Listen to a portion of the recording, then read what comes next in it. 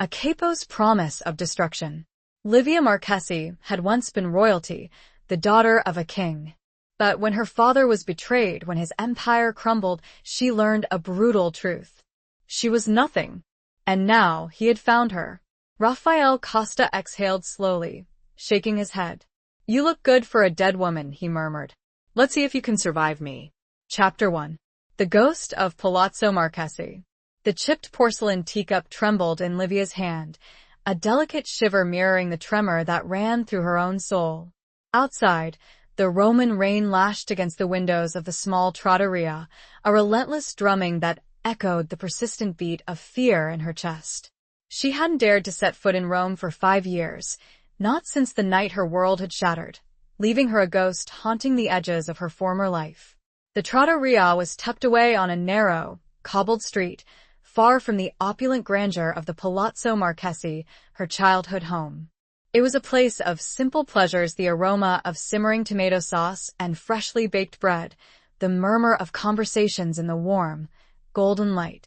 A place where she could almost believe she was just Livia, a woman enjoying a quiet evening, and not Livia Marchesi, the disgraced heiress, the daughter of a murdered don. She traced the rim of the cup, the worn gold band barely visible beneath years of tarnish. It was a relic, like her, a remnant of a life that no longer existed. Her father, Don Alessandro Marchesi, had given her the teacup on her 10th birthday. "For my little princess," he'd said, his voice a deep rumble filled with love, "who will one day rule her own kingdom." Livia closed her eyes, the memory a sharp, agonizing pang. His kingdom had crumbled, betrayed from within. And she, his princess, had been left with nothing but the shattered pieces. A shadow fell across her table. Livia's breath hitched. She knew, even before she looked up, who stood there. The air crackled with a familiar energy, a dangerous magnetism that both terrified and intrigued her.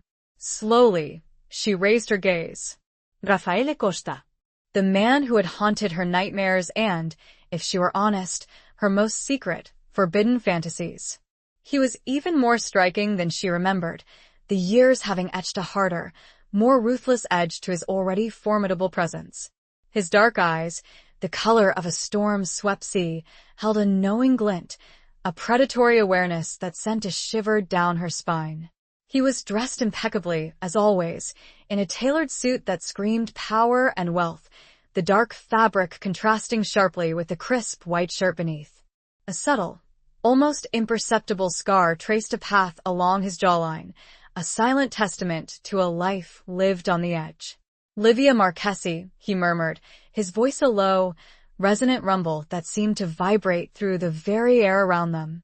The name, spoken with such deliberate care, felt like both an accusation and a caress.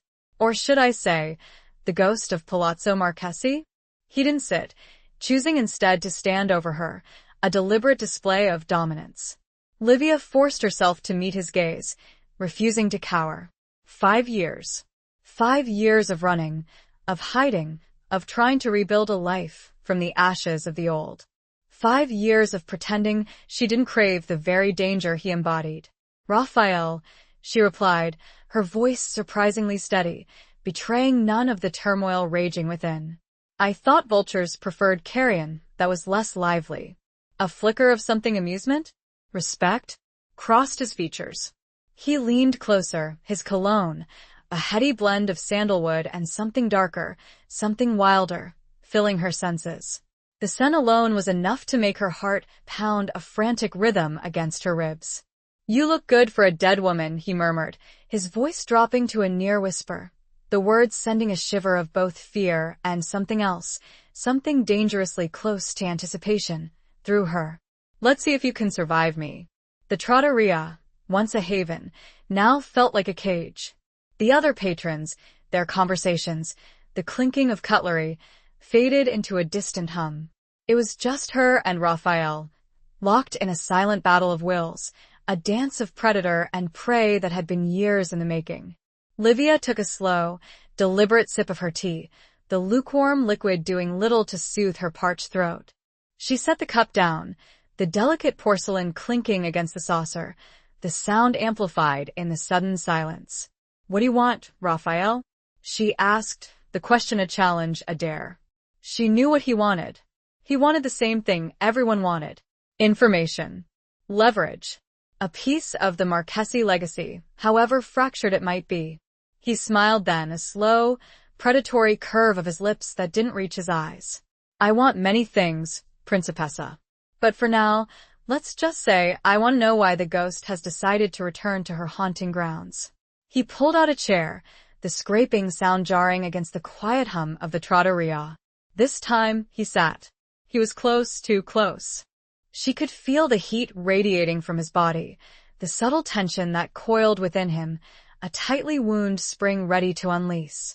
Livia's fingers tightened around the handle of her purse, her knuckles white. Inside, nestled beneath her wallet and a faded photograph of her parents, was a small, silver pistol, a gift from her father, given to her just weeks before his death. For protection, he'd said, his eyes filled with a premonition she hadn't understood then, but understood all too well now.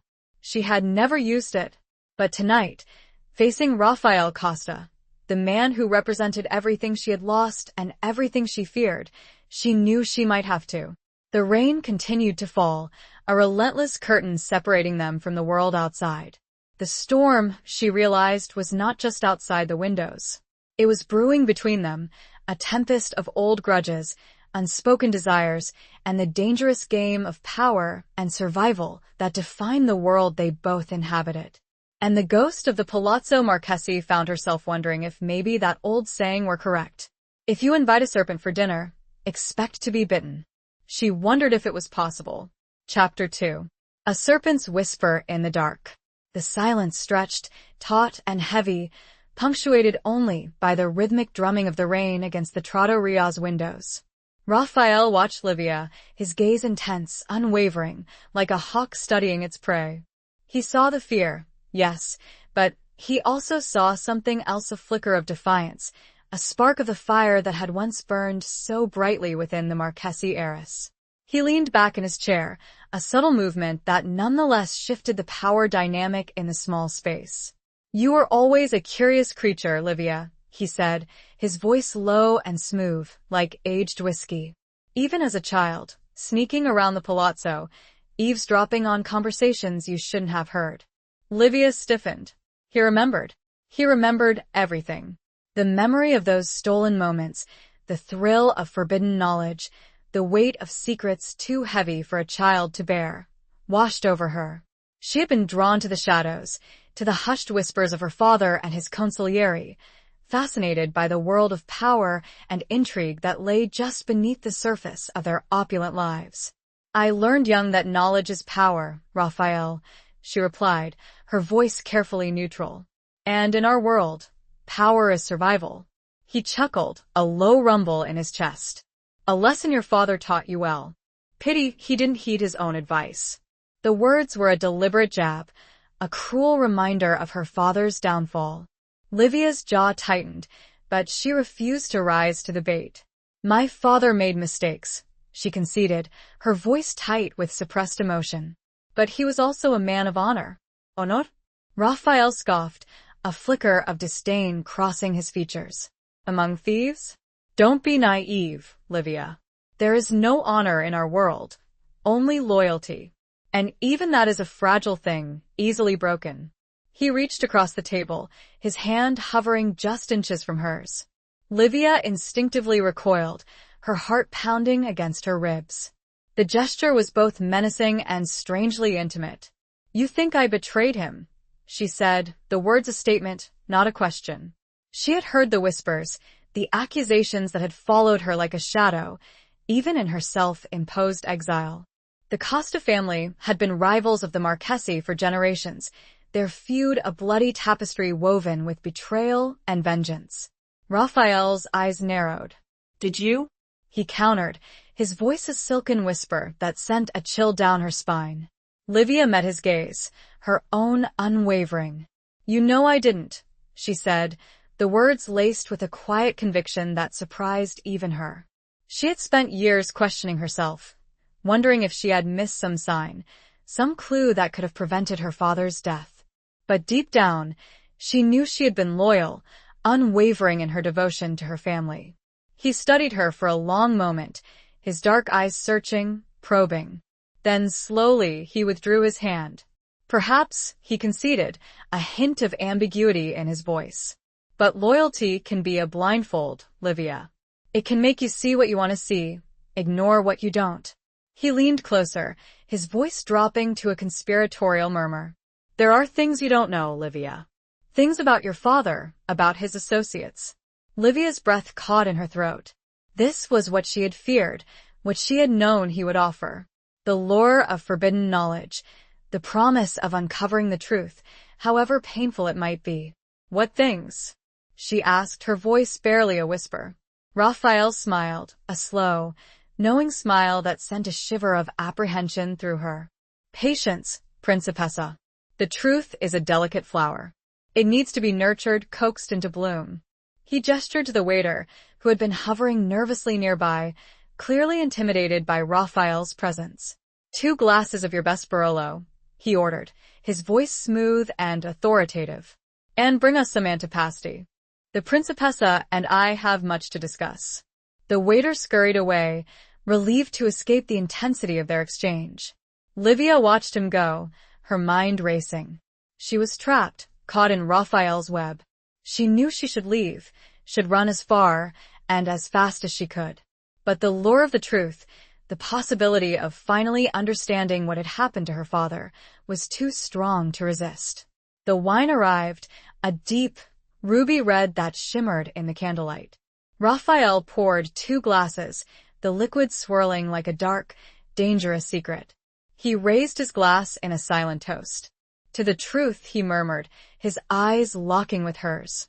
And to the ghosts that refused to stay buried. Livia hesitated, her hand trembling as she reached for her own glass. She knew she was playing with fire, dancing with a devil. But she also knew that she couldn't turn back now. She had come too far, lost too much. She needed answers, and Raphael Costa, the serpent in her garden, was the only one who could provide them. She raised her glass, the crystal clinking softly against his. To the truth, she echoed, her voice a fragile whisper in the gathering storm. The first taste of the wine was rich and complex, a bittersweet symphony of flavors that mirrored the complex emotions swirling within her. It was a taste of danger, of forbidden pleasure, of the past she could never escape and the future she could no longer avoid. And as she swallowed, she knew she had made a pact, a silent agreement sealed in the dark, rainy night. She was stepping back into the world she had fled, a world of shadows and secrets, of loyalty and betrayal. A world where Raphael Costa held all the cards. She only hoped the whisper was sweet enough to draw out the serpent's lies. Only time would tell if she had the power to withstand his venom. Chapter 3. Echoes of a Fallen Kingdom. The antipasti arrived, a colorful array of olives, cured meats, and cheeses, a stark contrast to the somber mood that had settled over their table. Livia picked at the food, her appetite gone, her mind consumed by Raphael's cryptic words. Tell me, she said, her voice low and steady, what is it you think I don't know? Raphael took a slow, deliberate bite of a prosciutto-wrapped melon, savoring the flavor before answering. He was enjoying this. She realized, the power he held over her, the slow unraveling of her composure. Your father, he began, his voice a low murmur that forced her to lean closer, was a man of many secrets. He built an empire, yes, but it was built on a foundation of lies and half-truths. Livia's fingers tightened around her wine glass. Every empire has its secrets, she retorted, her voice tight with suppressed anger. Yours included, I'm sure. Raphael chuckled, a low, throaty sound that sent a shiver down her spine. Of course, he conceded. But your father's secrets were more dangerous than most. He made enemies, Livia, powerful enemies. And not just the obvious ones like my family. He paused, his gaze intense, unwavering. He was playing a dangerous game, Principessa. A game with stakes far higher than you can imagine. Livia's heart pounded against her ribs. She had always known her father's world was dangerous, but she had also believed in his strength, his ability to navigate the treacherous currents of the Famiglia. "What kind of game?" she asked, her voice barely a whisper. Raphael leaned back in his chair, his expression unreadable. "Let's just say he was involved in certain transactions that were not sanctioned by the Commission." The Commission, the ruling body of the Italian mafia, the council of dons that governed their world, enforced their laws, and punished their transgressions. Livia's blood ran cold. To defy the Commission was to invite a death sentence, not just for oneself, but for one's entire family. "That's a lie," she said, her voice shaking, but the seed of doubt had already been planted. She had always known her father walked a fine line, but she had never imagined he would risk crossing the Commission. Raphael shrugged, a subtle movement of his broad shoulders. "Believe what you want, Livia. But the evidence is compelling." He reached into his jacket pocket and pulled out a small, worn leather-bound book. He placed it on the table between them. The leather cracked and faded, the pages filled with a spidery, handwritten script. "This was found among your father's possessions after the incident," he said, his voice carefully neutral. "It's a ledger of sorts. A record of transactions, payments, agreements. And it paints a very different picture of Don Alessandro Marchesi than the one you hold in your memory." Livia stared at the book, her heart a leaden weight in her chest. She wanted to reach for it, to tear it open and read the truth for herself, but she was also terrified of what she might find. It was like Pandora's box, a vessel of forbidden knowledge that could shatter her world all over again. "Why are you showing me this?" she asked, her voice trembling. "What do you gain from this?" Raphael smiled, a slow, predatory smile that didn't reach his eyes. "Let's just say I'm a collector of information. And this information is very valuable. To me and perhaps to you." He leaned closer, his voice dropping to a conspiratorial whisper. "I believe there are others who would be interested in this ledger, Livia. Others who would pay a great deal to keep its contents secret, or to use it to their advantage." Livia's mind reeled.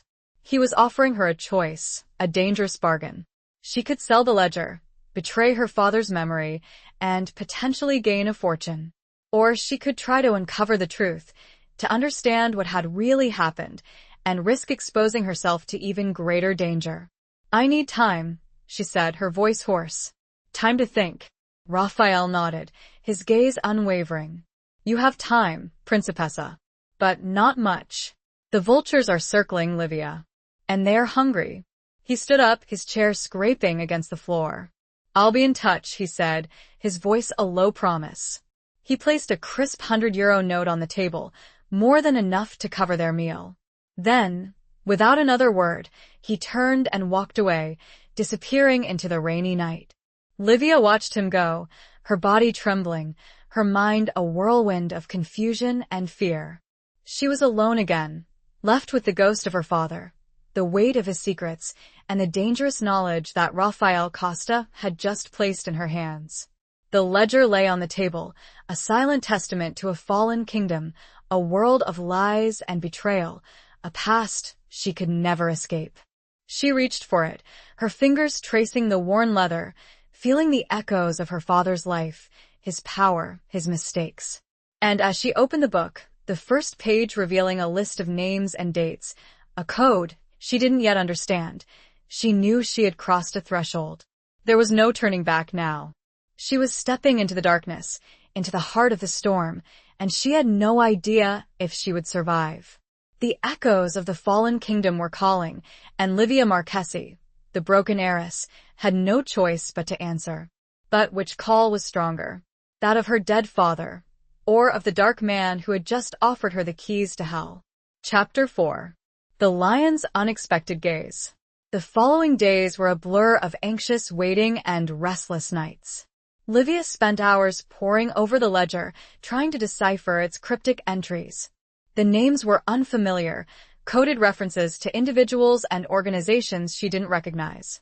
The dates were scattered, seemingly random, but she knew there had to be a pattern, a key to unlocking the secrets hidden within. She stayed holed up in her small apartment, a modest space she had rented under an assumed name. It was a far cry from the Palazzo Marchesi, but it was safe, anonymous, a place where she could disappear. She avoided contact with the outside world, venturing out only for essential supplies, always looking over her shoulder, fearing that Raphael's vultures were watching her every move. Sleep was a luxury she could rarely afford. When she did manage to drift off, her dreams were haunted by images of her father, his face a mask of sorrow and regret, and by Raphael's dark, penetrating gaze, a constant reminder of the dangerous game she was playing. One evening, as the sun began to set, casting long shadows across her room, she heard a knock on her door. Her heart leaped into her throat. She hadn't expected Raphael to contact her so soon. She hadn't expected him to come to her. She cautiously approached the door, her hand hovering over the small pistol she kept tucked into the waistband of her jeans. She peered through the peephole, her breath catching in her throat. It was Raphael. He stood there, leaning against the doorframe, his posture relaxed, almost casual, but his eyes, even through the distorted lens of the peephole, held that familiar intensity, that predatory awareness that sent a shiver down her spine. She hesitated for a moment, her mind racing. She could ignore him, pretend she wasn't home, but she knew he wouldn't go away. He was like a persistent shadow, a constant presence in her life, whether she wanted him there or not. Taking a deep breath, she unlocked the door, opening it just a crack, the chain still securely fastened. "Raphael," she said, her voice carefully neutral. "What do you want?" He smiled, a slow, knowing smile that didn't reach his eyes. "May I come in, Principessa? Or are you going to make me stand out here in the hallway?" Livia hesitated again. Letting him into her apartment felt like a dangerous concession, an invitation to the wolf to enter the sheep's pen. But she also knew she couldn't keep him at arm's length forever. She needed to understand his motives, to figure out what he was really after. "5 minutes," she said, her voice firm. "And then you leave." She unfastened the chain and opened the door wider, allowing him to enter. He stepped inside, his presence filling the small space, his scent, that familiar blend of sandalwood and something darker, something wilder, enveloping her. He looked around the apartment, his gaze taking in the simple furnishings, the worn furniture, the stark contrast to the opulent surroundings he was accustomed to. Not exactly the Palazzo Marchesi, he observed, a hint of amusement in his voice. "It's home," Livia replied, her voice defensive. It was a lie, of course. This apartment was nothing more than a temporary refuge, a hiding place. But it was all she had, and she would defend it fiercely. Raphael turned to face her, his gaze intense, unwavering. "Have you made a decision?" he asked, his voice low and direct. Livia's hand tightened around the pistol hidden beneath her jeans. "About what?" she asked, playing for time. "About the ledger, Principessa. About your father's secrets. About your future." She met his gaze, her own unwavering. "I'm still considering my options," she said, her voice carefully neutral. He chuckled, a low rumble in his chest. "Don't take too long, Livia. Time is a precious commodity. And in our world, it can run out very quickly." He moved closer, his body almost touching hers. Livia instinctively recoiled, her heart pounding against her ribs. He was too close, too overwhelming. "What do you want from me, Raphael?" she asked, her voice trembling slightly. "Why are you doing this?" He reached out, his hand gently touching her cheek. Livia flinched, but she didn't pull away. His touch was surprisingly soft, a stark contrast to the hardness in his eyes. "I told you," he said, his voice a low murmur. "I'm a collector of information. And you, Principessa, are a very valuable piece of information." His eyes searched hers, probing, seeking. And then, for a fleeting moment, she saw something else in his gaze. Something unexpected. Something that looked almost like concern. It was gone as quickly as it appeared, replaced by the familiar mask of cold calculation. But it was enough to make her question everything she thought she knew about him. He leaned in, his breath warm against her ear. "Be careful, Livia," he whispered. "The game you're playing is dangerous. And you're not the only player." Then, without another word, he turned and walked away, leaving her standing there, trembling, confused, and strangely intrigued. The lion had gazed upon her, and for a heartbeat, she saw a flicker of something she had not anticipated. Something that made her wonder if the beast was as untamable as she had believed. The question became which was more frightening, that he did care or that he didn't. She found that both prospects scared her equally. Chapter 5. Beneath the Veil of Civility. The encounter with Raphael left Livia shaken, but also strangely invigorated. The flicker of concern, or whatever it was she had glimpsed in his eyes, had ignited a spark of curiosity within her, a desire to understand the man behind the mask. She knew she was playing a dangerous game, but she was also starting to realize that she wasn't just a pawn in this game. She had something Raphael wanted, something he needed. And that gave her a certain amount of leverage, a power she hadn't felt in years. She decided to take a risk. She needed to know more about Raphael, about his family, about his past. She needed to understand his motives, his weaknesses, his vulnerabilities. She started by researching the Costa family. She spent hours online, scouring news archives, public records, and social media, piecing together a picture of their empire. They were a powerful family, even more so than she had realized, with vast holdings in real estate, construction, and shipping. They were also known for their ruthlessness, their willingness to do whatever it took to protect their interests. But she also found hints of something else. Stories of charitable donations, of community involvement, of a family that, despite its dark reputation, also had a sense of social responsibility. She delved deeper, searching for information about Raphael himself. He was the eldest son, the heir apparent to the Costa Empire. He had a reputation as a brilliant strategist, a shrewd negotiator, and a formidable opponent. He was also known for his charm, his charisma, his ability to captivate and persuade. But she also found hints of a darker side. Rumors of violence, of disappearances, of enemies who had crossed him and paid the ultimate price. The more she learned, the more conflicted she became. Raphael was a paradox, a man of contradictions. He was both terrifying and fascinating, repulsive and alluring. She decided to take another risk.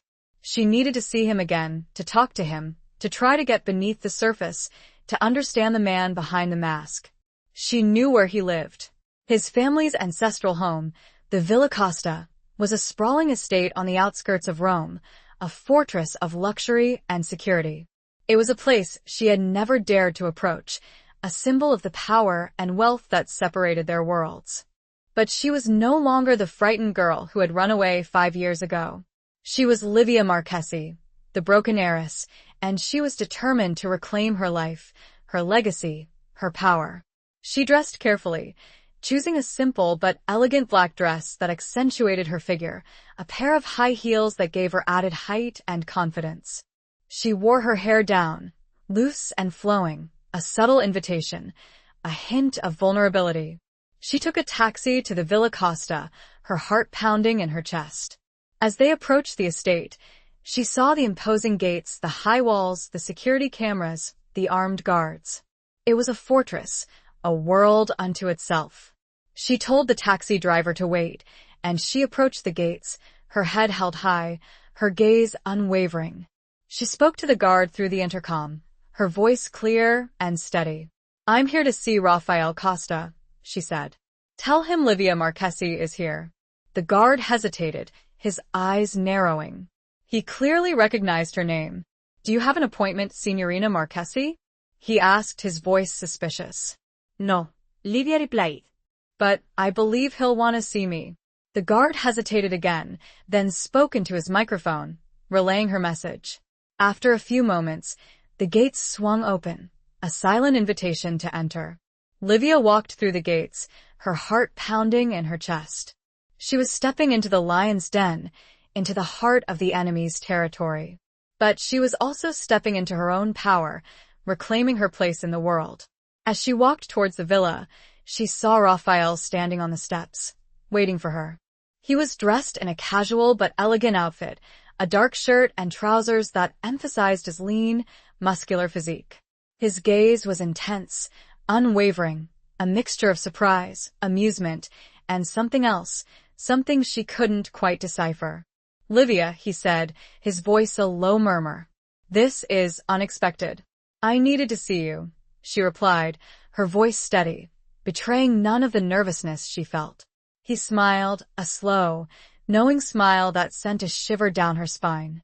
Beneath the veil of civility, a tigress appears. He gestured towards the villa. Come in, principessa. "Let's see what the tigress wants."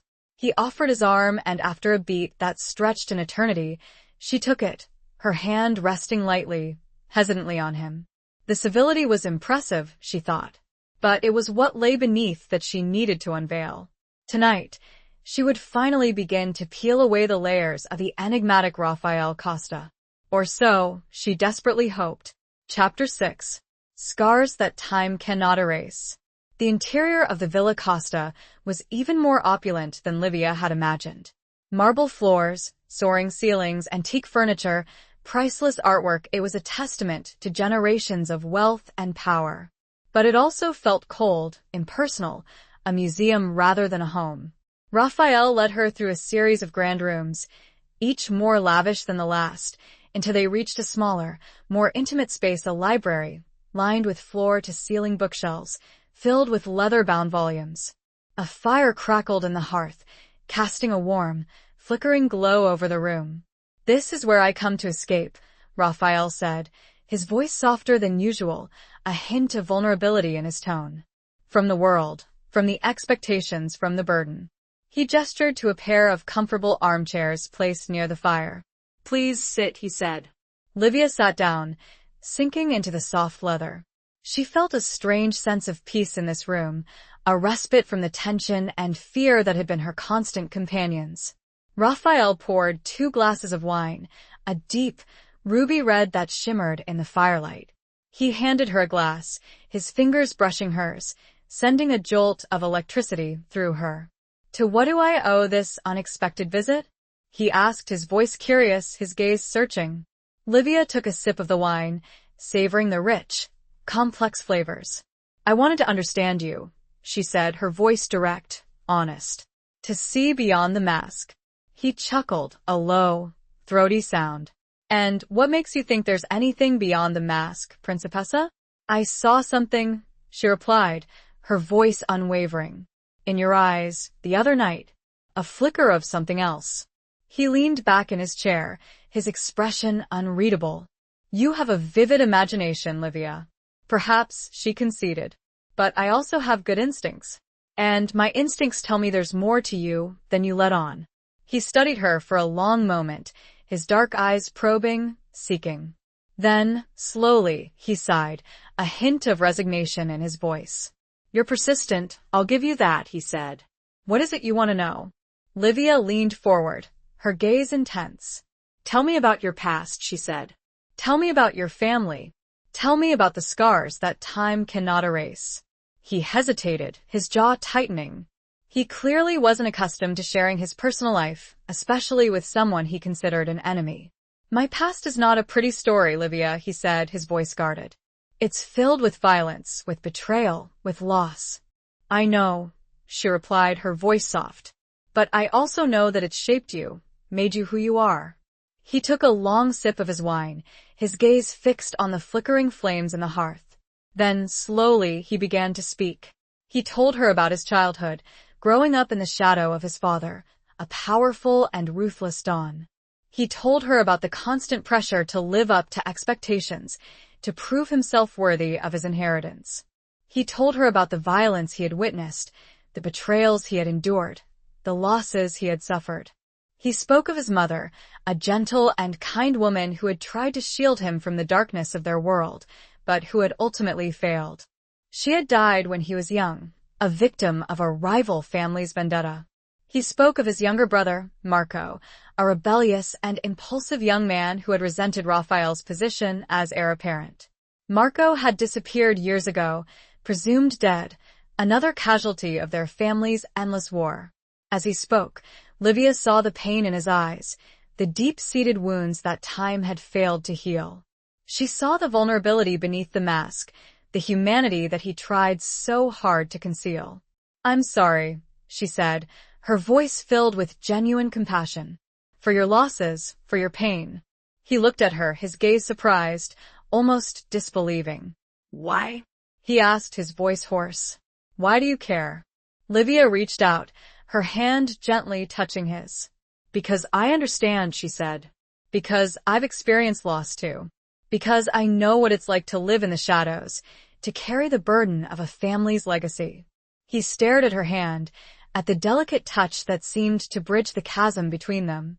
Then, slowly, he covered her hand with his own, his fingers intertwining with hers. The silence stretched, filled with unspoken emotions, with a connection that neither of them had anticipated. The fire crackled in the hearth, casting a warm glow over their intertwined hands, a symbol of a fragile truce, a hesitant understanding. For the first time, Livia saw Raphael not as an enemy, but as a man. A man with scars, with vulnerabilities, with a past that haunted him. And she realized that she was not just playing a game anymore. She was falling for him, falling for the very man who could destroy her. This time, she wasn't sure which was more frightening. Chapter 7. A Dance of Shadows and Secrets. The connection that had sparked between Livia and Raphael in the library deepened in the following days. They met secretly, always at the Villa Costa, in the sanctuary of the book-lined room. It became their haven, a place where they could shed their masks, their pretenses, their inherited enmities. They talked for hours, sharing their stories, their fears, their dreams. Livia learned more about Raphael's world, the intricate web of alliances and rivalries, the constant threat of violence, the burden of responsibility he carried. She also learned more about the man himself.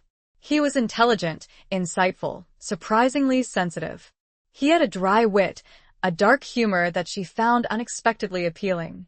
He was also passionate, fiercely loyal to those he cared about, and deeply protective of his family.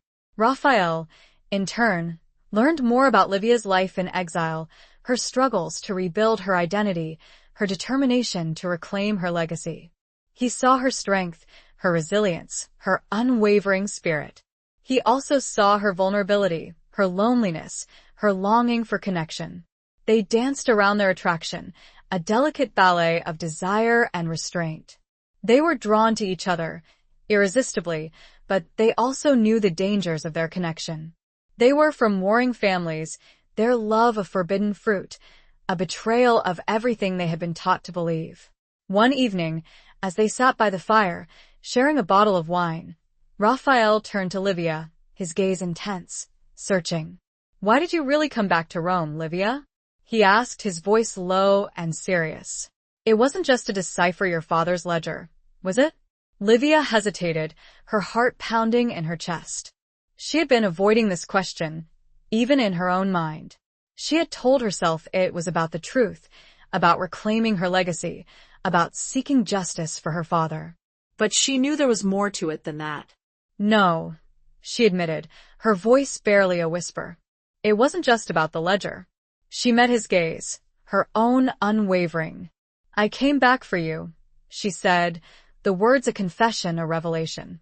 Raphael's eyes widened, a flicker of surprise, of disbelief, crossing his features. Then, slowly, a smile spread across his face, a genuine smile that reached his eyes, transforming his features, making him look younger, more vulnerable. "I hoped you would," he said, his voice hoarse with emotion. He reached out, his hand gently cupping her cheek. Livia leaned into his touch, her eyes closing, savoring the warmth of his skin against hers. He leaned in, his lips brushing against hers, a tentative, hesitant kiss. Livia responded, her lips parting, inviting him in. The kiss deepened, becoming more passionate, more urgent. It was a kiss of longing, of forbidden desire, of a love that had been simmering beneath the surface, waiting to ignite. They broke apart, breathless, their eyes locked, their hearts pounding. The silence stretched, filled with unspoken emotions, with a tension that was both electric and terrifying. "This is madness," Raphael said, his voice ragged. "We can, I know," Livia interrupted, her voice trembling. "But I don't care."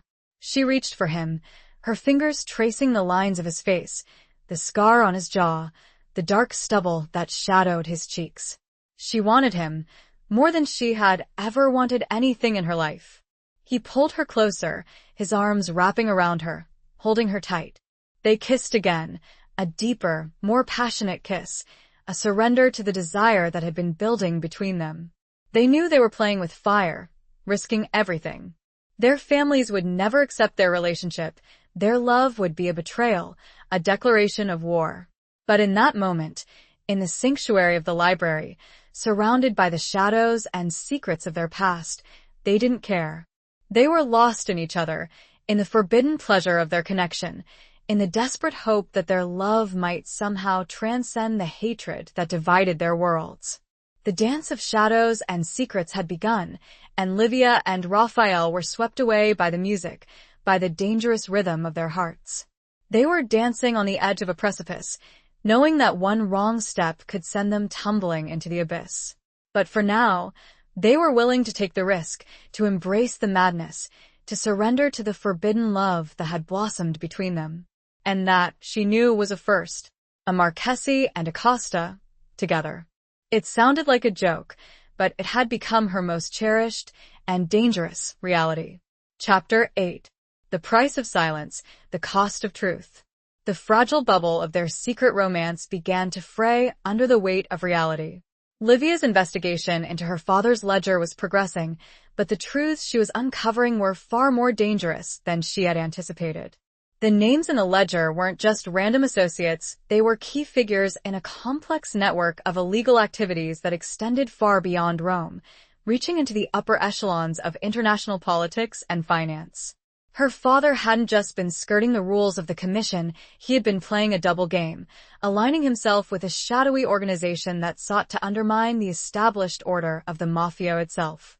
This organization, known only as the Serpent's Coil, was shrouded in secrecy, its members elusive, its motives unclear.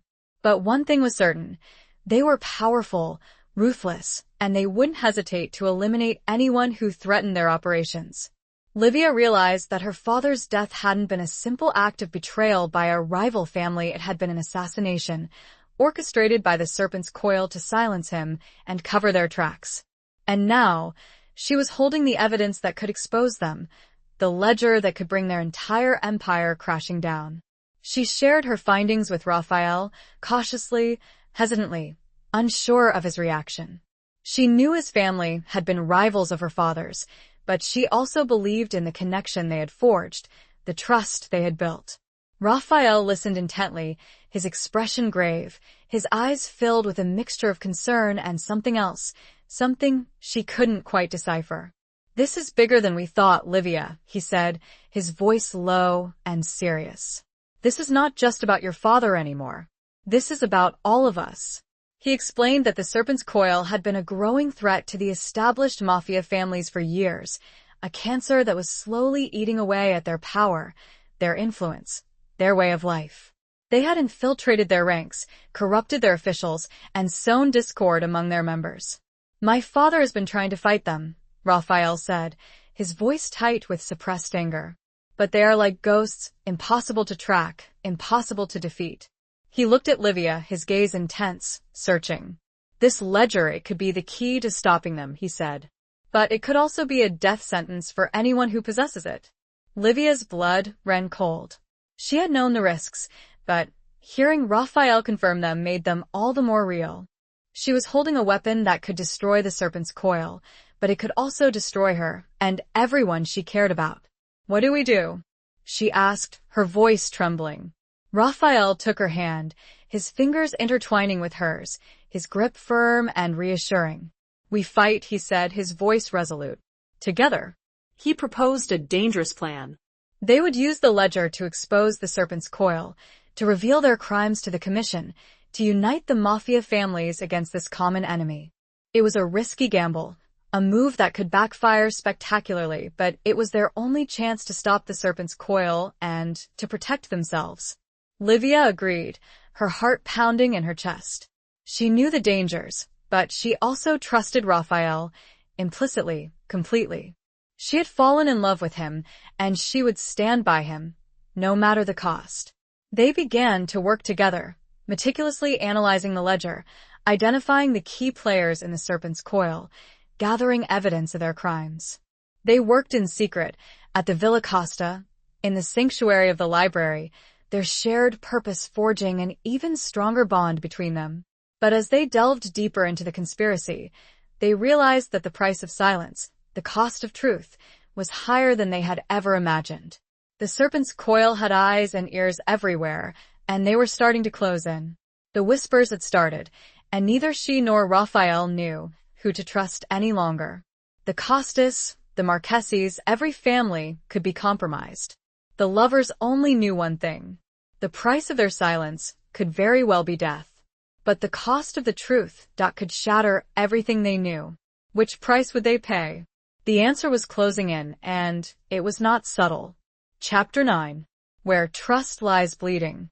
The first sign of trouble came in the form of a veiled threat. A single black rose, its thorns carefully clipped, was left on Livia's doorstep, accompanied by a note written in elegant calligraphy. Silence is golden, Principessa. Some secrets are best left buried. Livia's blood ran cold. She knew it was a message from the serpent's coil, a warning that they were aware of her investigation, that they were watching her. She immediately contacted Raphael, her voice trembling with fear. He arrived at her apartment within minutes, his face grim, his eyes filled with a fierce protectiveness. He examined the rose and the note, his jaw tightening with anger. "They know," he said, his voice low and dangerous. "They know about the ledger." He insisted that Livia move into the Villa Costa, for her own safety. He argued that she would be better protected there, surrounded by his family's security, under his watchful eye. Livia was hesitant, reluctant to leave her apartment, her independence, her anonymity. But she also knew that Raphael was right. She was no longer safe on her own. She agreed, reluctantly, and moved into the Villa Costa, into a guest room that was far more luxurious than anything she had ever experienced in her life. But it also felt like a gilded cage, a symbol of her dependence on Raphael, of her vulnerability. The atmosphere at the Villa Costa was tense, strained. Raphael's father, Don Lorenzo Costa, was a formidable figure, a man of immense power and influence. He was aware of Livia's presence, but he remained aloof, distant, his gaze filled with suspicion and distrust. Livia felt like an outsider, an intruder in their world. She was constantly aware of the eyes watching her, the whispers following her, the unspoken questions hanging in the air. She tried to maintain a semblance of normalcy, spending her days working with Raphael on the ledger, deciphering the secrets, gathering the evidence they needed. But the fear was always there, a constant undercurrent, a shadow that followed her everywhere. One evening, as they were working in the library, Raphael received a phone call. He listened intently, his expression darkening, his jaw tightening. He hung up the phone, his face pale, his eyes filled with a mixture of anger and fear. "It's my father," he said, his voice hoarse. "He's been summoned to a meeting of the commission. They know about the ledger." Livia's heart sank. She had feared this, expected this, but the reality of it was still terrifying. The commission was the ultimate authority in their world, and their judgment was swift and brutal. "What does it mean?" she asked, her voice trembling. Raphael's gaze met hers, his eyes filled with a deep sadness. "It means they're going to demand the ledger," he said. "And they're going to decide what to do with us." He explained that the commission was likely divided, with some members sympathetic to the serpent's coil, others opposed to them. The meeting would be a battleground, a struggle for power, and the outcome was uncertain. "We have to be prepared," he said, his voice firm. "We have to be ready to fight for our lives." He reached for her, his hand gently cupping her cheek. "I won't let anything happen to you, Livia," he said, his voice filled with a fierce determination. "I promise you." Livia leaned into his touch, her eyes closing, drawing strength from his presence, from his love. She knew the risks, the dangers, but she also knew that she would stand by him, no matter what. But as the hours ticked by, waiting for news from the meeting, Livia couldn't shake the feeling of unease, the sense that something was wrong. She had trusted Raphael, completely, implicitly, but she also knew that trust in their world was a fragile thing, easily broken. And as she looked around the library, at the shelves filled with books, at the fire crackling in the hearth, at the shadows dancing on the walls, she realized that trust, like blood, could stain everything it touched. Where it lay bleeding, no one was safe, including Raphael. And that doubt, that seed of suspicion, was the most terrifying realization of all. Because if she couldn't trust him, who could she trust? The answer was no one. Absolutely no one. Chapter 10. The Unforgiving Streets of Memory. The meeting of the commission dragged on for hours, stretching into the early morning. Livia and Raphael waited anxiously at the Villa Costa, the tension in the air thick and suffocating. They tried to distract themselves, working on the ledger, reviewing the evidence, preparing for any possible outcome, but their minds were consumed by the uncertainty, the fear of what the commission would decide. Finally, as dawn broke, painting the sky with streaks of pink and orange, Raphael received a phone call. He listened intently, his expression unreadable, his jaw tightening. He hung up the phone, his face pale, his eyes filled with a mixture of relief and apprehension. "It's over," he said, his voice hoarse. "The commission has reached a decision." Livia's heart pounded in her chest. "What is it?" she asked, her voice barely a whisper. Raphael hesitated, his gaze avoiding hers. "They've exonerated my father," he said. "They've acknowledged the threat of the serpent's coil, and they've agreed to take action." Livia felt a surge of relief, a wave of gratitude that Raphael's father, and by extension, Raphael himself, had been cleared.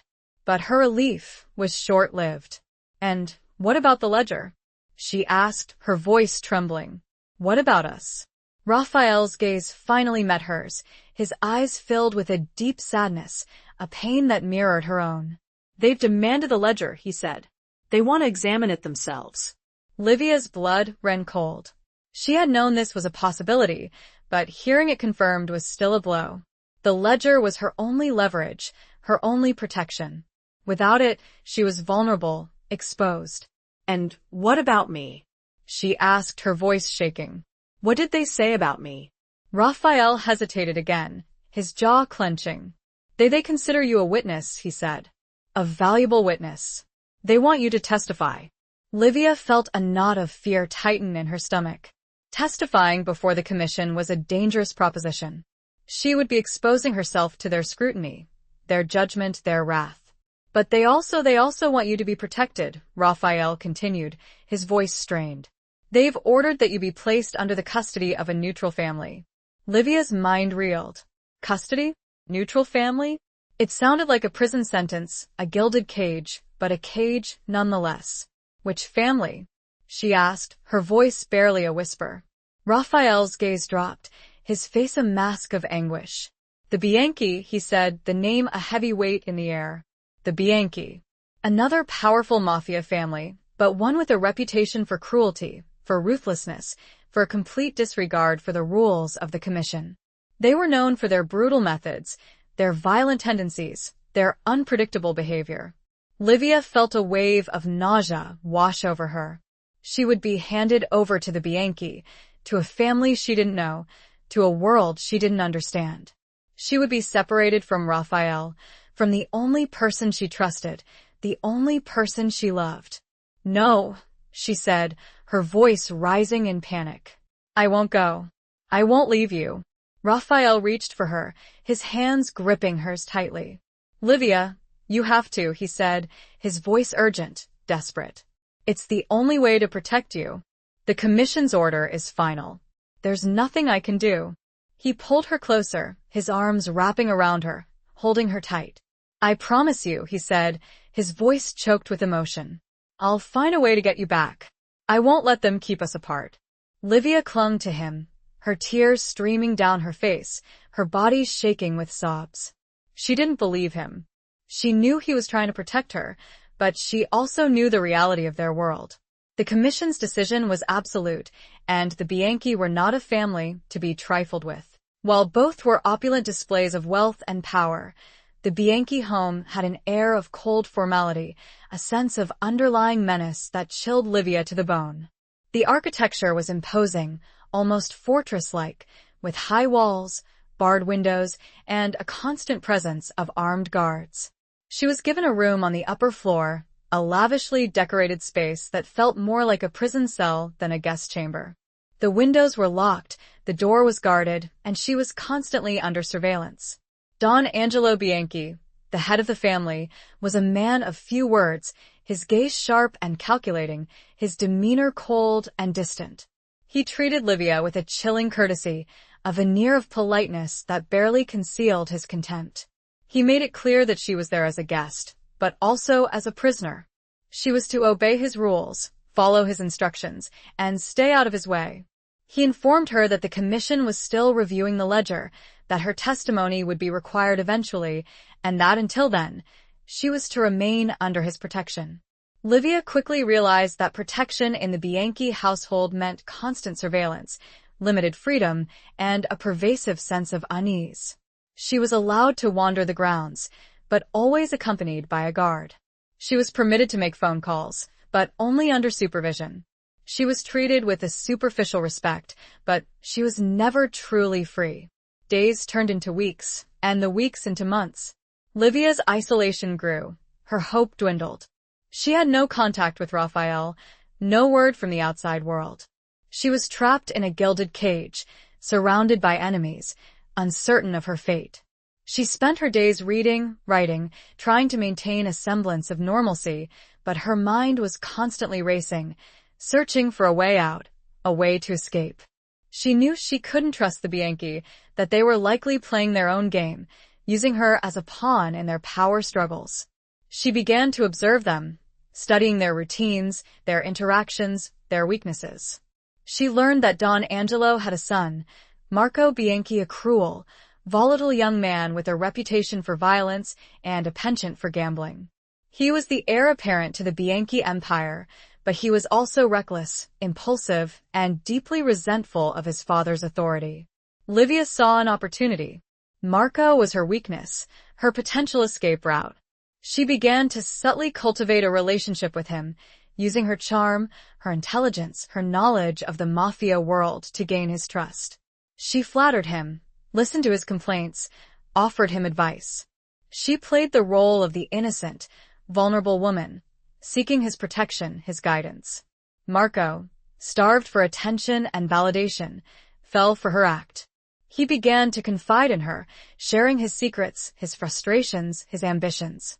He saw her as an ally, a confidant, a potential pawn in his own game against his father. Livia was careful, patient, playing the long game. She knew she was walking a tightrope, that one wrong move could expose her, could lead to her death. But she was also desperate, determined to escape, to reclaim her freedom, to reunite with Raphael. One evening, as she was sitting with Marco in the garden, she subtly steered the conversation towards the ledger, towards the serpent's coil, towards the commission's investigation. "I'm worried," she said, her voice trembling slightly. "I don't trust your father. I don't trust the commission. I fear they're going to use me, discard me, once I've served my purpose." Marco scoffed, his eyes filled with arrogance. "They wouldn't dare," he said. "I won't let them." Livia leaned closer, her hand gently touching his arm. "You're the only one I trust, Marco," she said, her voice soft, seductive. "You're the only one who can protect me." He swelled with pride, his chest puffing out. "Of course," he said. "I'll take care of you, Livia. I won't let anyone harm you." Livia knew she had him. He was blinded by his ego, by his desire for her, by his resentment of his father. He was ready to betray his family, to defy the commission, to help her escape. The cage of gilded promises was beginning to crack. It was only a matter of time, and a well-placed lie before she tasted freedom once more. That or her own demise. Either way, she was ready. Chapter 12. Whispers in the Ruins of the Heart. Livia continued her delicate dance with Marco, carefully nurturing his infatuation, subtly manipulating his resentment towards his father. She knew she was playing a dangerous game, but the stakes were too high to back down. Her freedom, Her future with Raphael depended on her success. She learned that Marco had significant gambling debts, a weakness that his father, Don Angelo, despised. The Serpent's Coil had been subtly exploiting this vulnerability, offering Marco loans and favors in exchange for information and access. Livia realized that Marco was already entangled with the very organization she and Raphael were trying to expose. This presented both a risk and an opportunity. Marco's connection to the Serpent's Coil made him a dangerous ally, but it also gave her access to information, to a network that could potentially help her escape. One evening, during one of their clandestine meetings in the garden, Livia decided to take a calculated risk. "Marco," she said, her voice soft and pleading, "I need your help. I need to get a message to someone outside the Bianchi estate." Marco frowned, his eyes narrowing with suspicion. "Who?" he asked, his voice guarded. "Who do you need to contact?" Livia hesitated, pretending to be reluctant, afraid. It's Rafael Costa," she whispered, her voice barely audible. Marco's face darkened with anger, his jealousy flaring. "Costa?" he spat, his voice filled with contempt. "Why would you want to contact him?" Livia feigned innocence, her eyes wide and pleading. "He's the only one who can help me," she said. "He knows about the ledger, about the Serpent's Coil. He can protect me." Marco hesitated, his anger battling with his desire to please her, to prove his loyalty. "I don't trust him," he said, his voice grudging. "He's our enemy." "He's my friend," Livia insisted, her voice trembling slightly. "He's the only one I trust. Please, Marco. I'm begging you." Marco studied her for a long moment, his gaze searching, probing. He was torn between his jealousy, his suspicion, and his desire to win her affection. Finally, he sighed, his shoulders slumping in defeat.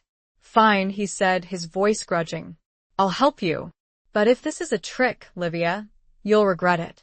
Livia breathed a sigh of relief, her heart pounding with a mixture of fear and exhilaration.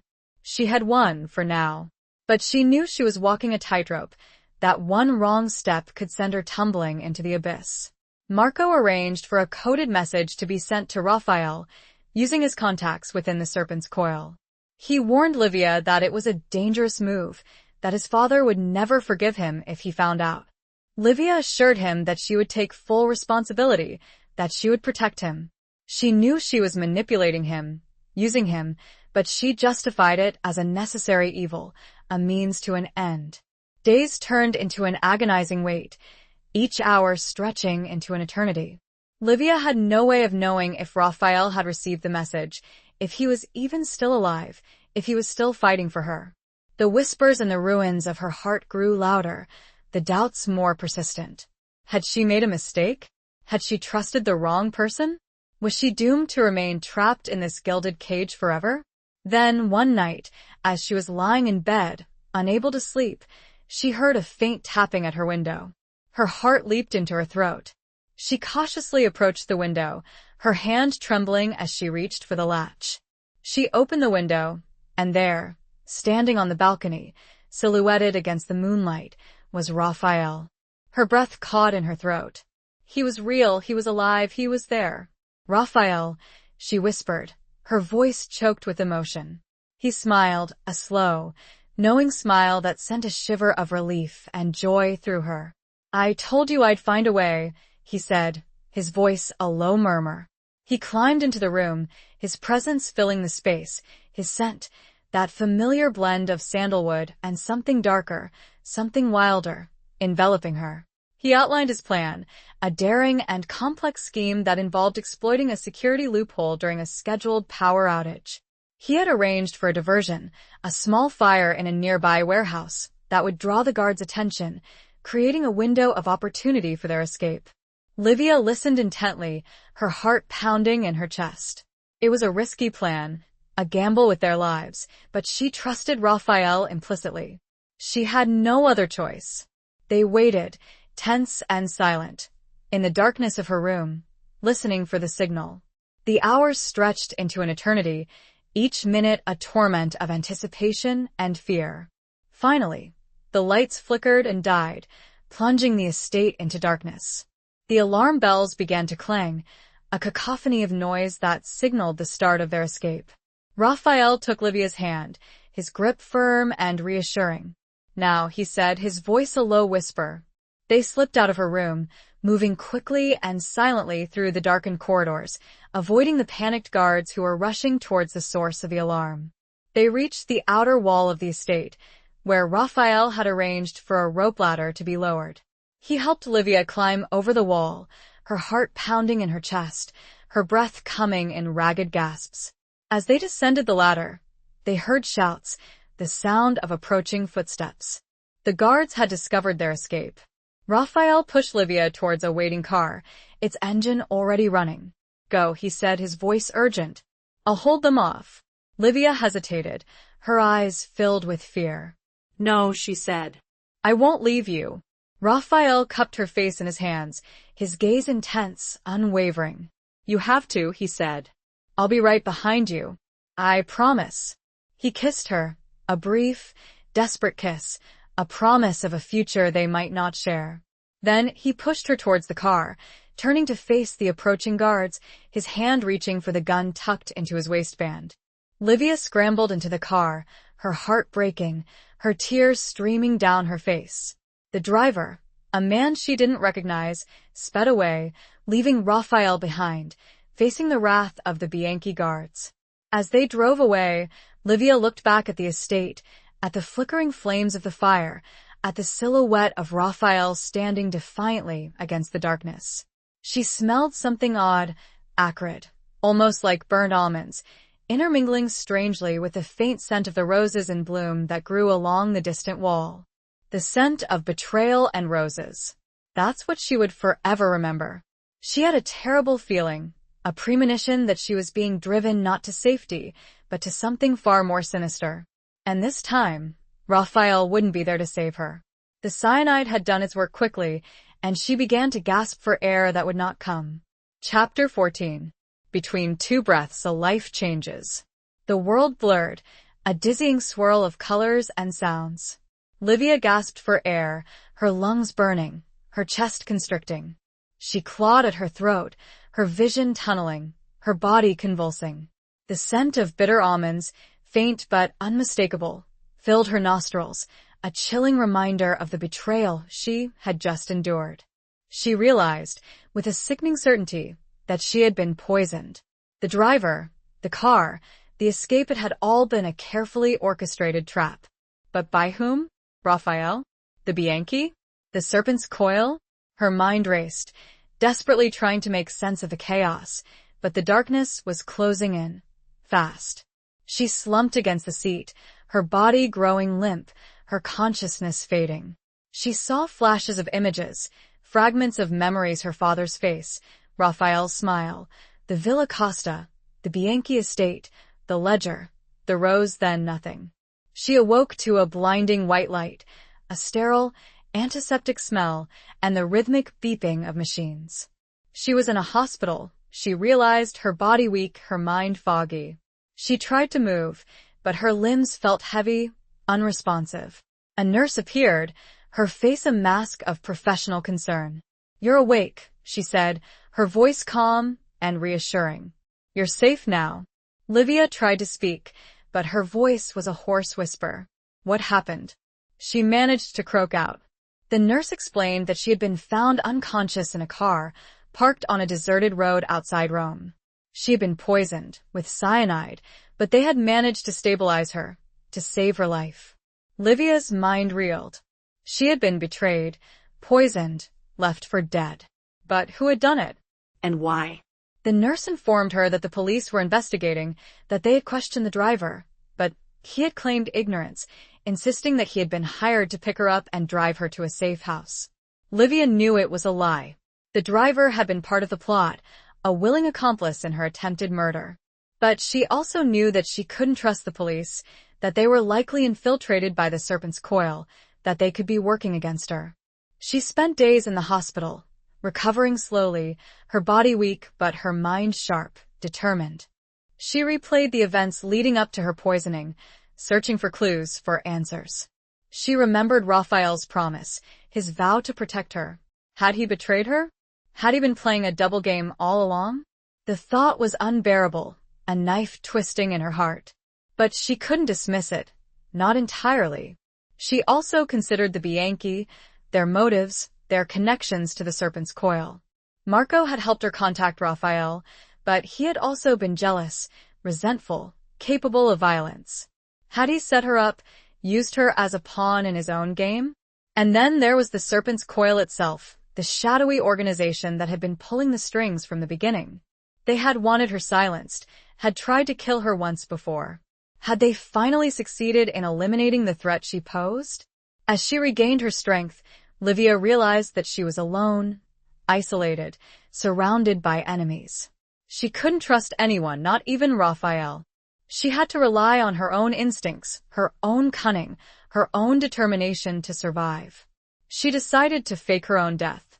She convinced the nurse, a kind and compassionate woman who had grown sympathetic to her plight, to help her. They staged a relapse, a sudden deterioration in her condition, followed by a declaration of death. Livia, disguised as a nurse, slipped out of the hospital, disappearing into the anonymity of the Roman streets. She was a ghost, a phantom, presumed dead by the world. But she was also alive, and she was determined to uncover the truth, to seek justice, to reclaim her life. Between two breaths, her life had changed. One, she had lived, loved, and believed, and the other she was dead. But Livia Marchesi was a hard woman to kill, and even harder to keep down. Chapter 15. The masks we wear, the lies we tell. Livia, now a ghost in her own city, adopted a new identity, a new persona. She dyed her hair, altered her appearance, and found a small, secluded apartment in a working-class neighborhood, far from the opulent world she had once known. She spent her days blending into the background, observing, gathering information, piecing together the fragments of the conspiracy that had nearly cost her life. She knew she was walking a dangerous path, that one wrong move could expose her, could lead to her actual death. But she was driven by a burning desire for justice, for revenge, for answers. She started by investigating the driver who had poisoned her. She tracked him down, using her old contacts, her knowledge of the underworld, her cunning. She discovered that he was a low-level enforcer for the Serpent's Coil, a man with a history of violence and a reputation for following orders without question. She confronted him, in a dark alley, her voice disguised, her face hidden in the shadows. She used her skills of intimidation, her knowledge of his past, her sheer force of will to break him. He confessed, reluctantly, fearfully. He admitted that he had been ordered to poison her, to make it look like an accident. He claimed he didn't know who had given the order, that he had only dealt with an intermediary, a shadowy figure he had never met in person. Livia didn't believe him entirely, but she knew she had reached a dead end. The driver was a pawn, a disposable tool, and he wouldn't reveal anything more. She turned her attention to Marco Bianchi. She knew he had been involved, somehow, in her escape, in her poisoning. He had been jealous of Raphael, resentful of his father, and deeply entangled with the Serpent's Coil. She tracked him down, using her new network of informants, her knowledge of his habits, his weaknesses. She discovered that he had been spending lavishly, gambling recklessly, flaunting his newfound wealth and power. She confronted him, in a crowded casino, her voice disguised, her face hidden behind a mask of makeup and a carefully chosen wig. She played the role of a seductive stranger, a woman who was intrigued by his power, his wealth, his recklessness. She gained his trust, flattered his ego, subtly manipulated him into revealing his secrets. He boasted about his connections, his influence, his ability to get away with anything. He hinted at his involvement in Livia's death, his role in the Serpent's Coil's operations. Livia recorded his confession, secretly, using a hidden device. She had the evidence she needed to expose him, to bring him down. But she also knew that he was just a pawn, a small piece in a much larger game. She still didn't know who had ordered her death, who was the mastermind behind the Serpent's Coil. And she still didn't know if she could trust Raphael. She decided to confront him, to force him to reveal the truth. She arranged a meeting, in a secluded location, a ruined church on the outskirts of Rome. She waited, tense and anxious, in the darkness of the church, her heart pounding in her chest. She heard footsteps, the sound of approaching figures. She saw Raphael, his face pale and drawn, his eyes filled with a mixture of relief and guilt. He was accompanied by another man, a man Livia recognized, Don Lorenzo Costa, Raphael's father. The masks we wear, the lies we tell, Livia thought, bitterly. It was time for the truth, the whole truth, and nothing but the truth. And she had a terrible feeling that the truth was going to shatter everything she believed, everything she loved. Chapter 16. A pact sealed in moonlight. The air in the ruined church crackled with tension, the silence punctuated only by the distant sounds of the city. Livia stood in the shadows, her face hidden, her body tense, her hand resting on the small pistol she kept concealed beneath her cloak. Raphael approached her, his gaze searching, his voice hesitant. "Livia?" he asked, his voice a low murmur. Is it really you? Livia stepped into the moonlight, revealing her face, her eyes filled with a mixture of anger, hurt, and a lingering flicker of hope. "Yes, Raphael," she said, her voice cold and steady. "It's me, the ghost you thought you had buried." Raphael's face paled, his eyes widening in disbelief. But how? He stammered. I thought you thought I was dead," Livia finished for him, her voice laced with bitterness. "You were wrong." Don Lorenzo stepped forward, his gaze sharp and calculating, his demeanor cold and commanding. "What is the meaning of this?" he demanded, his voice a low growl. Livia turned to face him, her eyes unwavering. "I'm here for the truth," she said. "I'm here to expose the lies, the betrayals, the conspiracy that nearly cost me my life." She recounted everything she had learned, from the driver's confession to Marco Bianchi's boastful admissions. She revealed the evidence she had gathered, the recordings, the documents, the connections to the serpent's coil. Don Lorenzo listened intently, his expression unreadable, his jaw tightening with anger. Raphael remained silent, his face a mask of anguish, his eyes fixed on Livia. "You accuse my son?" Don Lorenzo finally said, his voice dangerously low. "You accuse Marco of trying to kill you?" "He was involved," Livia said, her voice firm. "He admitted it himself. He's a pawn of the serpent's coil, just like the driver." "And what about my other son?" Don Lorenzo asked, his gaze shifting to Raphael, his eyes filled with suspicion. "Do you accuse him too?" Livia hesitated, her heart pounding in her chest. This was the moment of truth, the moment she had been dreading. Could she trust Raphael? Had he been playing her all along? She looked at him, her eyes searching his, seeking answers, seeking reassurance. She saw the pain in his eyes, the guilt, the shame. But she also saw something else, a flicker of love, of loyalty, of a connection that had survived betrayal and death. "I don't know," she said, her voice trembling. "I don't know what to believe anymore." Raphael stepped forward, his voice hoarse with emotion. "Livia," he said, "I swear to you, I had nothing to do with it. I would never hurt you. I love you." His words were a plea, a desperate cry for forgiveness, for understanding. But Livia couldn't be sure. She had been betrayed too many times, her trust shattered, her heart broken. Don Lorenzo turned to Raphael, his gaze filled with fury. "Is this true?" he demanded. "Did you betray your family? Did you conspire with this woman?" Raphael met his father's gaze, his eyes unwavering. "No, father," he said, his voice firm. "I did not. I love Livia, but I would never betray my family. I would never betray you." Don Lorenzo studied his son, his gaze searching, probing. He knew Raphael, knew his strengths, his weaknesses, his loyalties.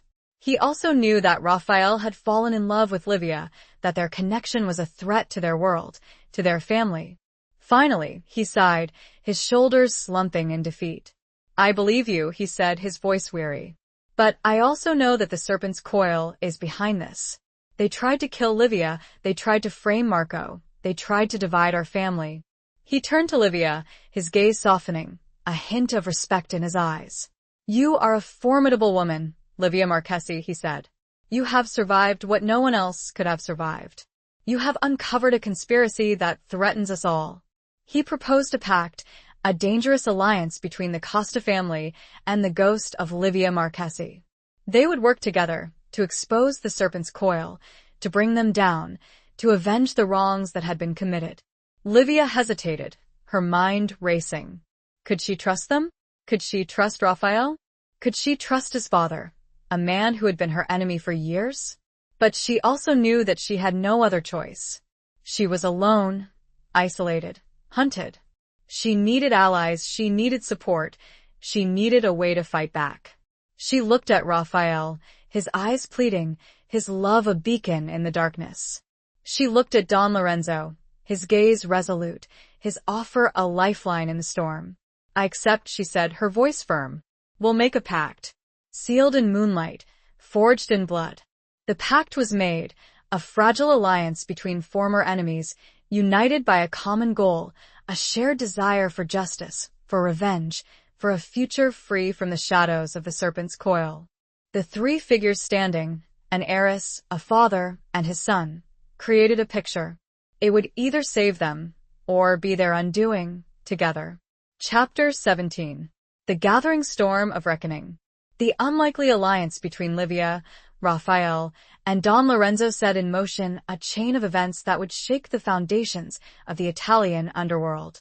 They began to work together, secretly, cautiously, pooling their resources, their knowledge, their contacts. Livia shared her evidence, the recordings, the documents, the connections she had uncovered. Raphael provided his insights, his understanding of the mafia's inner workings, his network of informants. Don Lorenzo used his influence, his power, his authority to gather support, to rally the other families against the serpent's coil. They discovered that the serpent's coil was far more powerful, far more pervasive than they had imagined. It had infiltrated every level of society, from the police to the politicians, from the businesses to the banks. It was a vast, complex network, with tentacles reaching into every corner of Italy and beyond. They also learned that the organization was led by a shadowy figure known only as Il Maestro, a mastermind who remained hidden in the shadows, pulling the strings, orchestrating the chaos. No one knew his true identity, his motives, his ultimate goals. As they delved deeper into the conspiracy, they realized that they were facing a formidable enemy, an enemy that would stop at nothing to protect its secrets, to maintain its power. They were walking a tightrope, surrounded by danger, constantly looking over their shoulders, unsure of who to trust. They faced threats, attacks, betrayals. Their informants were silenced, their allies were intimidated, their operations were sabotaged. But they persevered, driven by their shared purpose, their determination to expose the serpent's coil and bring them to justice. Livia and Raphael's relationship deepened, their love a source of strength, a beacon of hope in the darkness. They had been through so much together, survived so many trials, their bond forged in fire, tempered by adversity. But they also knew that their love was forbidden, dangerous, a threat to their families, to their world. They had to be careful, secretive, their every moment together stolen, precious, fleeting. Don Lorenzo, initially skeptical of Livia, began to respect her, to admire her courage, her intelligence, her resilience. He saw in her a reflection of his own strength, his own determination, his own unwavering spirit. He began to accept her, not just as an ally, but as a potential member of his family, a worthy partner for his son. The gathering storm of reckoning was approaching, a final confrontation between the forces of good and evil, between the old guard and the new, between the mafia and the serpent's coil. Livia, Raphael, and Don Lorenzo prepared for the battle, knowing that the outcome was uncertain, that the stakes were high, that their lives were on the line. They had made a pact, a dangerous alliance, and they were ready to face the consequences together. They knew that some of them might not survive, that sacrifices would have to be made, that blood would be spilled. But they were determined to fight, to expose the truth, to reclaim their world, to build a future free from the shadows of the past. The storm was gathering, the thunder was rolling, and the lightning was about to strike. The reckoning was at hand, and the fate of the Italian underworld hung in the balance. And the lovers were at the heart of it all. Chapter 18. When Angels Fall, Demons Rise. The plan to expose the serpent's coil came to a head during a clandestine meeting of the Commission, orchestrated by Don Lorenzo. He had gathered evidence, secured testimonies, and rallied support from key families who had grown disillusioned with the organization's growing influence and brutality. Livia, disguised and under heavy guard, was present to present her findings, to reveal the intricate network of corruption and violence that the serpent's coil had woven throughout Italian society. Raphael stood by her side, a silent protector, his presence a reassurance and a warning. The atmosphere in the meeting room was thick with tension, the air heavy with suspicion and anticipation. The dons of the various families, powerful and ruthless men, listened intently as Livia laid out her case, her voice clear and unwavering, her evidence irrefutable.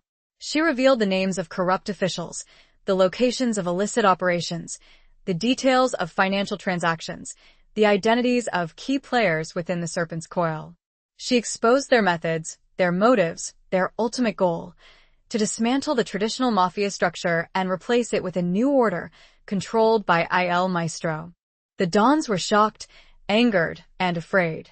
They had known about the serpent's coil, had suspected their influence, but they had underestimated their reach, their power, their ruthlessness. Don Lorenzo then stepped forward, his voice booming, his authority commanding. He called for a unified front, a declaration of war against the serpent's coil. He urged the families to put aside their differences, their rivalries, their petty squabbles, and to stand together against this common enemy. But not everyone was convinced. Some dons, secretly aligned with the serpent's coil, tried to discredit Livia, to sow doubt, to disrupt the proceedings. They argued that the evidence was circumstantial, that Livia was a liar, that Don Lorenzo was manipulating them for his own gain. A heated debate ensued, the meeting room erupting in chaos, accusations flying, threats exchanged. The commission was on the verge of fracturing, the alliance threatening to crumble. Suddenly, the doors of the meeting room burst open, and a group of armed men stormed in, their faces masked, their weapons trained on the dons. It was an ambush, a coup orchestrated by the serpent's coil. Chaos erupted. Gunfire, screams, the shattering of glass, the thud of bodies hitting the floor. Livia and Raphael found themselves in the middle of a brutal firefight, fighting for their lives, protecting each other, their love a shield against the storm of violence. Don Lorenzo, despite his age, fought fiercely, his gun blazing, his voice roaring commands. He was a lion in winter, defending his pride, his family, his world. But the odds were against them. The serpent's coil's forces were overwhelming, their attack well coordinated, their ruthlessness unmatched. Livia saw Don Lorenzo fall, a bullet piercing his chest, his body crumpling to the ground. She screamed, her heart breaking, her grief a searing pain. Raphael grabbed her, pulling her to safety, his face grim, his eyes filled with a mixture of rage and despair. "We have to get out of here," he said, his voice urgent. They fought their way out of the meeting room, leaving behind a scene of carnage, of death, of betrayal. They escaped into the night, pursued by the serpent's coil's forces, their future uncertain, their world shattered. When angels fall, demons rise. The commission had been decimated, Don Lorenzo was dead, and the serpent's coil had seized control. The underworld had plunged into darkness. Livia and Raphael, alone against the world. And the maestro had finally made his deadly move. Chapter 19. The Heart's Uncharted Territory. Livia and Raphael, reeling from the devastating attack and the loss of Don Lorenzo, found themselves fugitives, hunted by both the serpent's coil and the remnants of the fractured commission, who blamed them for the chaos. They were alone, isolated, with few allies and even fewer resources. They went into hiding, moving from one safe house to another, relying on the few trusted contacts Raphael had managed to maintain. They were constantly on the move, looking over their shoulders, sleeping with one eye open, their lives a precarious dance between survival and despair.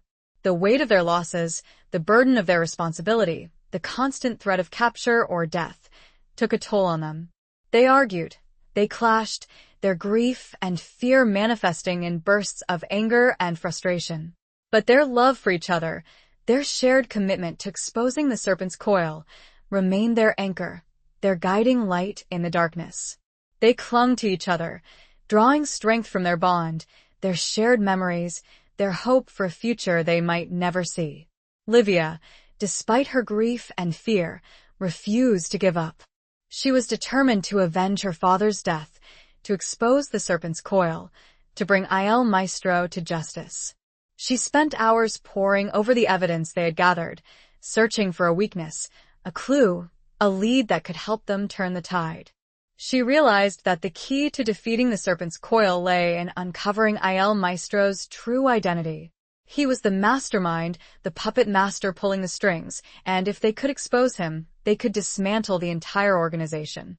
She focused her attention on the ledger, on the cryptic entries, the coded messages, the hidden connections. She used her knowledge of the mafia underworld, her understanding of the players, her intuition, to decipher the secrets hidden within. She discovered a recurring pattern, a series of numbers and symbols that appeared throughout the ledger. She realized that it was a code, a complex cipher that concealed Il Maestro's identity. She worked tirelessly, day and night, fueled by coffee and adrenaline, her mind racing, her fingers flying across the keyboard of her laptop. She cracked the code, revealing a name that sent a chill down her spine. Il Maestro was someone they knew, someone they had trusted, someone who had been playing them all along. It was Marco Bianchi. The revelation was a shock, a betrayal that cut deep. Marco, the jealous, resentful son of Don Angelo, had been the mastermind behind the serpent's coil, the architect of their destruction. He had used his family's connections, his knowledge of the mafia, his insatiable greed and ambition to build a rival empire, to seize control of the underworld. Livia shared her discovery with Raphael, her voice trembling with a mixture of anger and disbelief. Raphael was stunned, his face pale, his eyes filled with a mixture of rage and sadness. He had known Marco, had grown up with him, had considered him a rival, but never an enemy of this magnitude. He had underestimated him, had been blinded by his own assumptions, his own prejudices. They knew they had to act quickly, before Marco could consolidate his power, before he could eliminate them completely. They had to expose him, to reveal his treachery to the remaining members of the commission, to rally them against him. But they also knew that they were facing a formidable opponent, a ruthless and cunning enemy who had already outmaneuvered them once. They were entering uncharted territory, a dangerous game with no rules, no guarantees, no safety nets. Their hearts, battered and bruised, were leading them into a final confrontation, a showdown that would determine their fate, the fate of the Italian underworld, and the fate of their love. And this time, there would be no escape. Chapter 20. Redemption in the Ashes of the Past. The final confrontation took place in the ruins of the Palazzo Marchesi, Livia's childhood home, a symbol of her fallen kingdom, a testament to the betrayal and violence that had shaped her life. It was a fitting setting, a stage for the final act of their tragic drama. Livia and Raphael, armed with the evidence of Marco's treachery, had managed to rally a small band of loyalists, remnants of the fractured commission who had grown disillusioned with the serpent's coil's reign of terror. They were outnumbered, outgunned, but they were determined to fight, to reclaim their world, to avenge their losses. Marco, now styling himself as Il Maestro, had fortified the palazzo, surrounding himself with his loyal enforcers, transforming the once grand mansion into a fortress of darkness. He was expecting them, prepared for them, confident in his victory. The battle was brutal, a chaotic clash of gunfire and explosions, of hand-to-hand combat and desperate struggles. Livia and Raphael fought side by side, their love a shield, their skills honed by years of navigating the treacherous underworld.